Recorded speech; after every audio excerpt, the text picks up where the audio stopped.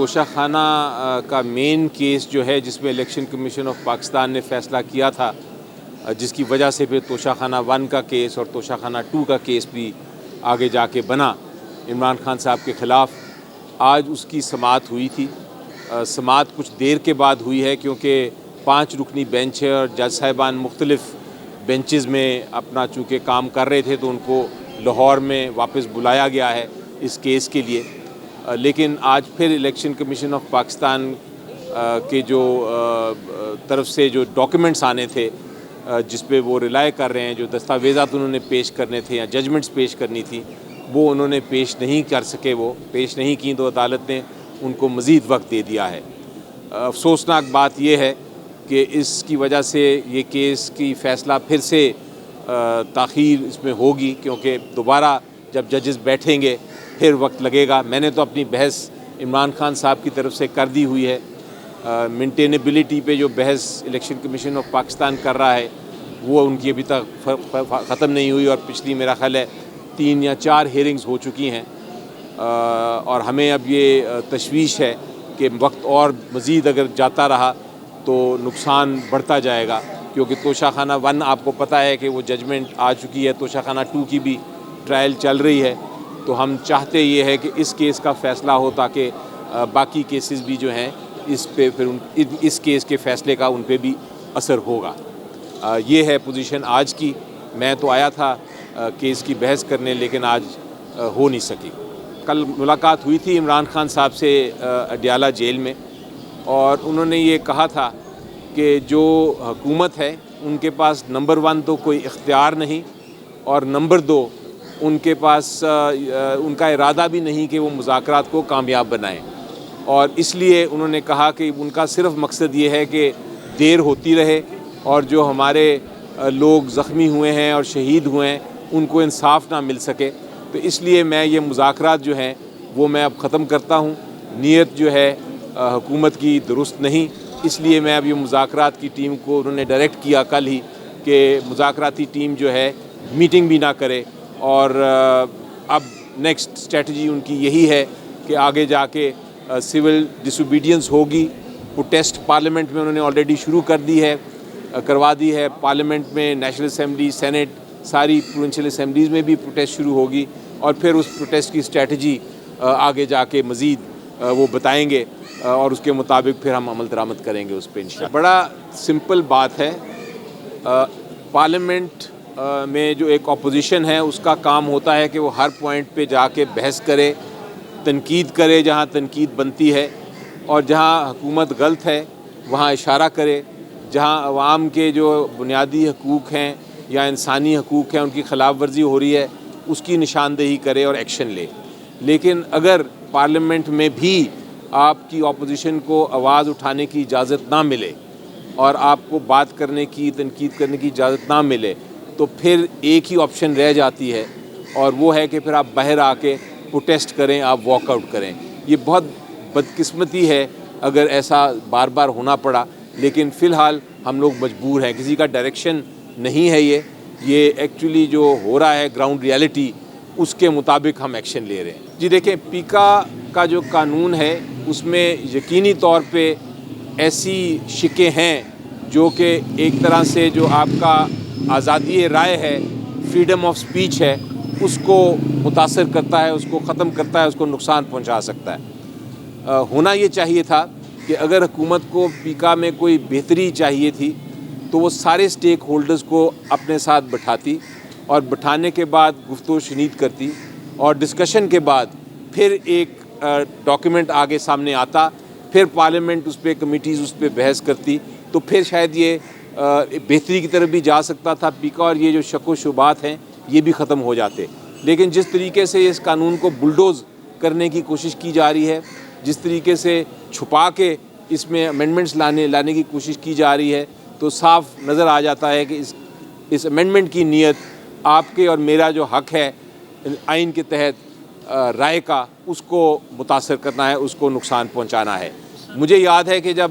عمران خان صاحب کی حکومت تھی تو پیکا کی تحت ریگولیشنز بنانی تھیں، تب بھی ہم نے سٹیک ہولڈرز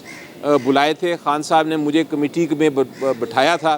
اس کا پارٹ بنایا تھا، اور ہم نے 3 مہینے اسٹیک ہولڈر سے صرف گفت و شنید کی تھی، ان کے پوائنٹس لیے تھے اور صرف ریگولیشن بنائی تھی، یعنی قانون سازی نہیں، ریگولیشن۔ یہاں تو قانون سازی پارلیمنٹ سے کی جا رہی ہے، پارلیمنٹیرینز کو پتہ بھی نہیں ہے کہ قانون میں لکھا گیا ہے۔ جی دیکھیں آپ، میرا جو پریس کانفرنس تھی 2 دن پہلے، جو میں نے ہوا میں باتیں نہیں کی تھیں، میں نے دستاویزات پہ باتیں کی تھیں۔ سوال انہوں نے یہ پوچھا ہے کہ 190 ملین پاؤنڈز کا جو کیس، میں اس کو کہتا ہوں القادر کیس، اس کے وہ کیا تھا، اس کا بیک گراؤنڈ کیا تھا۔ تو وہ میں نے پریس کانفرنس کی تھی، اس میں میں نے سارا دستاویزات کے مطابق بات کی تھی، اور میں نے 2 باتیں کی تھیں۔ ایک تو میں نے یہ کہا تھا کہ جہاں تک یہ ہے کہ ملک ریاض صاحب نے عمران خان صاحب کو کوئی فائدہ دیا، یہ دستاویزات سے ثابت ہوتا ہے کہ جو ڈونیشن دی وہ کابینہ کے فیصلے سے پہلے دے دی تھی، اور وہ ڈونیشن دی تھی القادر ٹرسٹ کو، جو ایک چیریٹی ہے۔ یعنی کہ جس طرح آپ عیدی ٹرسٹ کو دیتے ہیں پیسہ، وہ آپ ٹرسٹیز کو بینیفٹ نہیں دیتے، آپ صرف اور صرف جو انسٹیٹیوشن ہے عیدی، جو فائدہ دے رہی ہے لوگوں کو، اس کو دیتے ہیں آپ پیسہ۔ اسی طرح آپ جب شوکت خانم میں پیسہ دیتے ہیں، ڈونیٹ کرتے ہیں، تو آپ عمران خان صاحب کو کوئی بینیفٹ نہیں دیتے ٹرسٹی ہونے پہ، آپ ان لوگوں کو فائدہ دیتے ہیں جن کا مفت علاج ہو رہا ہے کینسر پیشنٹس کا۔ تو اسی طرح نمل یونیورسٹی ہے، آپ نمل یونیورسٹی کو جب دیتے ہیں، یا القادر یونیورسٹی ہے، جب آپ اس کو دیتے ہیں، وہ ناٹ فار پروفٹ ہے، یعنی اس کا ایک پروفٹ کا ایک پائی بھی نہیں خان صاحب کو جا سکتی، وہ ہے ہی مفت پڑھانا بچوں کے لیے، اسی کے لیے بنی تھی وہ، اور اسی کے لیے پیسہ استعمال ہو سکتا ہے۔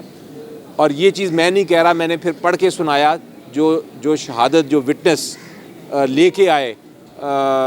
جو نیب لے کے آیا ٹرائل کورٹ میں، اس سے پوچھا گیا کہ جناب کوئی فائدہ ہوا عمران خان صاحب کو؟ تو انہوں نے کہا کوئی فائدہ نہیں ہوا، بلکہ اس میں یہ بھی کہا کہ عمران خان صاحب 3 بار آئے تھے القادر دیکھنے، اور وہاں جب 3 بار آئے تھے تو ہر بار انہوں نے جو پانی ہوتا ہے، جو آپ پانی یا کوئی چائے، وہ بھی انہوں نے القادر یونیورسٹی کی نہیں پی، وہ بھی انہوں نے اپنی خود پانی کی بوتل لائے تھے اور پانی کی بوتل لے کے چلے گئے۔ یہ ایویڈنس میں لکھا ہوا ہے، تو اس لیے کوئی بینیفٹ نہیں ہے۔ دوسری چیز یہ میں نے ثابت کی ڈاکیومنٹس کے ذریعے ہی کہ یہ حکومت کہتی ہے کہ یہ چوری کا پیسہ ہے، جو 190 ملین پاؤنڈز تھا، اور چوری کا پیسہ جو ہے وہ ہم نے واپس لانا تھا اور نہیں لائی، حکومت نے آنے نہیں دیا۔ لیکن ان کا نیب کا اپنا وٹنس آ کے کہتا ہے کہ یہ چوری کا پیسہ نہیں تھا، کوئی ثبوت نہیں کہ یہ چوری کا پیسہ ہے، نہ پاکستان میں کوئی کیس ہے، نہ انگلینڈ میں کوئی کیس ہے، بلکہ جو انگلینڈ کی اتھارٹی تھی NCA، جس نے فریز کیے تھے پیسے، انہوں نے خود انکوائری کی، اور انکوائری کرنے کے بعد جب انہوں نے کہا کہ 190 ملین پاؤنڈ جو ملک ریاض صاحب کے اکاؤنٹ میں تھا وہ چوری کا پیسہ نہیں ہے، تو یہ NCA نے اجازت دے دی کہ آپ جا کے اس کو پیسہ ڈی فریز کر دیں اور سپریم کورٹ کے اکاؤنٹ میں لے آئیں۔ یہ بھی میں نے ان کے وٹنس، ان کا جو نیب کا IO تھا، انویسٹیگیٹنگ افسر، جس نے ساری پروسیکیوشن کی تھی، اس کے میں نے ایویڈنس سے پڑھ کے سنایا۔ آپ میری وہ پریس کانفرنس ضرور دیکھیں، اس سے آپ کو کلیئر ہو جائے گا، کیونکہ میں نے جن سے بات کی ہے، اس پریس کانفرنس کے بعد انہوں نے یہ کہا ہے کہ ہاں آپ نے تو دستاویزات کے مطابق بات کی تھی، اور اب ہمیں کیس کی کلیئرٹی آئی ہے، سمجھ آئی ہے۔ حکومت جو کر رہی ہے، حکومت کے جو اراکین کر رہے ہیں، وہ ہوا میں باتیں کرتے ہیں، دستاویزات نہیں دکھائیں گے آپ کو، ہوا میں وہ کنفیوژن کرتے ہیں کریٹ۔ اور جب کسی کا کیس کمزور ہو، ایز اے وکیل میں آپ کو بتاؤں، جب آپ کا کیس کمزور ہو، آپ پھر کنفیوژن کریٹ کرنے کی کوشش کرتے ہیں، آپ ہوا میں باتیں کرتے ہیں۔ اگر آپ کا کیس مضبوط ہو تو آپ دستاویزات دکھا کے بات کرتے ہیں۔ اور ابھی جیسے میں نے کہا کہ ہمارا جو کیس ہے سارا ڈاکیومنٹس پہ ہے موجود۔ جی اب وہ پتہ نہیں انہوں نے بلایا تھا یا ادھر، میں نے جو سنا ہے، اب میں اس کی تصدیق تو نہیں کر سکتا، لیکن میں نے جو سنا ہے وہ یہ ہے کہ آپ اگر پریزیڈنٹ کی وہاں جو انوگریشن ہوتی ہے، وہاں آپ ٹکٹ یا سیٹ بک کرنے کے لیے خرید بھی سکتے ہیں اس کو۔ تو اب مجھے نہیں معلوم کہ وہ انویٹیشن سے کوئی یہاں سے گئے تھے لوگ، یا وہ خریدا انہوں نے اور خرید کے بعد اپنی بکنگ کرائی وہاں سیٹ کی، تو یہ اب اللہ بہتر جانتے ہیں۔ دیکھیں جی، میں تو ایکسپیکٹ یہ کرتا ہوں ذاتی طور پہ بھی، اور PTI کا بھی یہی موقف ہے کہ کوئی بھی حکومت ہو، یونائٹڈ کنگڈم ہو، EU ہو، یورپین ممالک ہوں، انگلینڈ ہو، कोई भी मुल्क हो, हम एक्सपेक्ट करेंगे कि वो हमारी सियासत में मुदाखलत नहीं करेंगे बल्कि न्यूट्रल रहेंगे। सो पहली बात तो यह है कि वो न्यूट्रल रहेंगे। दूसरी बात यह है कि पाकिस्तान जो है उसने इंटरनेशनल लॉ में उसने बहुत सारी एग्रीमेंट्स और मुआहदे और ट्रीटीज़ साइन की हुई हैं, और उसमें सबसे अहम ट्रीटीज़ हैं इंसानी हकूक़ के बारे में। और ये उन ट्रीटीज़ में लिखा है और ये एग्रीमेंट है कि अगर इंसानी हकूक़ की ख़िलाफ़ वर्जी दुनिया के किसी भी खित्ते में हुई तो हर मुल्क जो है वो उसके अगेंस्ट उसके ख़िलाफ़ खड़ा होगा। तो हम एक्सपेक्ट कर, जैसा गाज़ा में जब जो इज़राइल कर रहा था इंसानी हकूक़ की ख़िलाफ़ वर्जी, लोगों को कत्ल कर रहा था, तो सारी दुनिया और पाकिस्तान भी खड़ा था। इसी तरह हम एक्सपेक्ट करेंगे कि पाकिस्तान में जो इंसानी हकूक़ की ख़िलाफ़ वर्जी हो रही है, सारी दुनिया के ममालिक जो हैं वो हमारे साथ उसके ऊपर खड़े होंगे और हम आवाज़ होंगे।